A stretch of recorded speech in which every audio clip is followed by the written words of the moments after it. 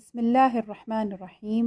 الحمد لله رب العالمين، والصلاة والسلام على رسول الله صلى الله عليه وسلم وآله وصحبه أجمعين۔ کتاب ہے شرح مسند امام اعظم رحمۃ اللہ تعالی علیہ۔ عنوان ہے باب اہل العلم والفضل احق بالامامت، اہل علم و فضل امامت کے زیادہ حقدار ہیں۔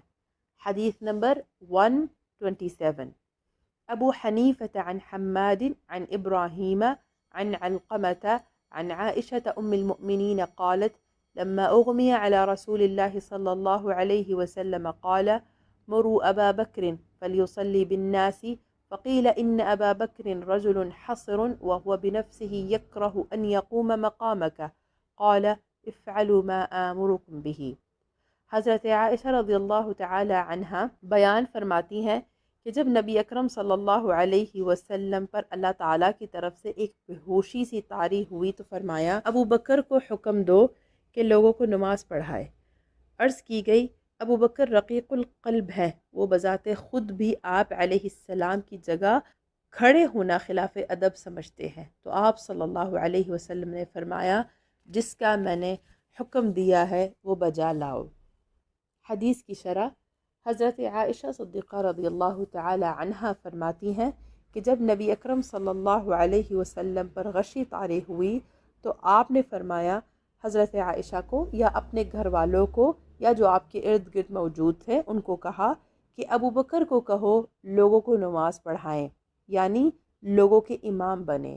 اس میں اس بات کی طرف اشارہ ہے کہ حضرت صدیق اکبر ہی خلافت کے زیادہ حقدار تھے، اور بعض صحابہ نے تو کہا تھا کہ نبی اکرم صلی اللہ علیہ وسلم حضرت ابو بکر پر ہمارے دین میں راضی تھے، یعنی ہم کو نماز پڑھانے کا حکم دیا، تو ہم ابو بکر رضی اللہ تعالی عنہ پر اپنی دنیا میں کیوں نہ راضی ہوں۔ تو نبی اکرم صلی اللہ علیہ وسلم سے عرض کی گئی، یا تو حضرت عائشہ رضی اللہ تعالی عنہ یا حضرت حفصہ رضی اللہ تعالی عنہ نے عرض کی یا رسول اللہ صلی اللہ علیہ وسلم، ابو بکر صدیق رضی اللہ تعالی عنہ رقیق القلب انسان ہیں، وہ آپ کی جگہ پر کھڑے نہیں ہو سکتے، یعنی ان پر بکا کا غلبہ ہو جائے گا۔ تو نبی اکرم صلی اللہ علیہ وسلم نے فرمایا وہی کرو جس کا تمہیں حکم ہے، یعنی حضرت ابو بکر کے حق میں ایسے مقالات کے ساتھ عذر نہ پیش کرو۔ یہ کتاب PATF اسلامک انفو کی جانب سے پیش کی جا رہی ہے۔ حدیث نمبر 128۔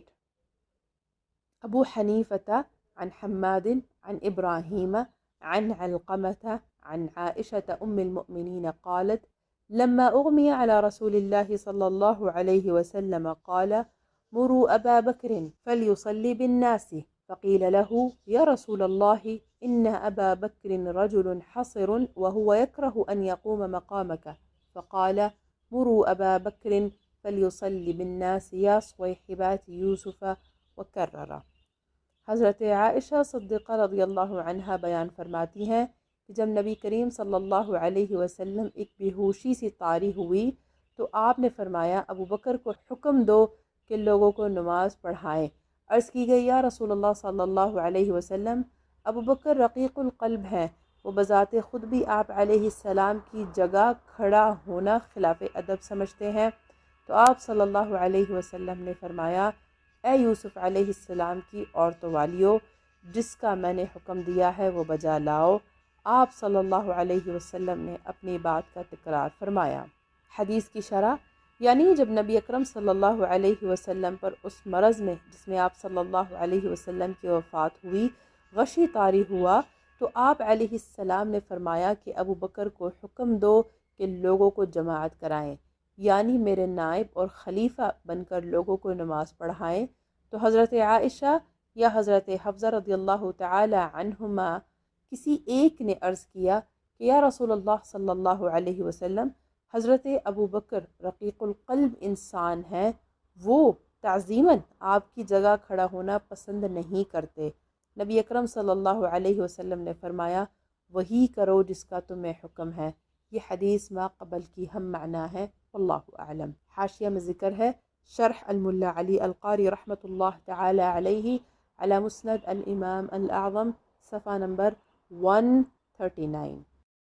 آپ دیکھ رہے ہیں PATF Islamic info YouTube channel.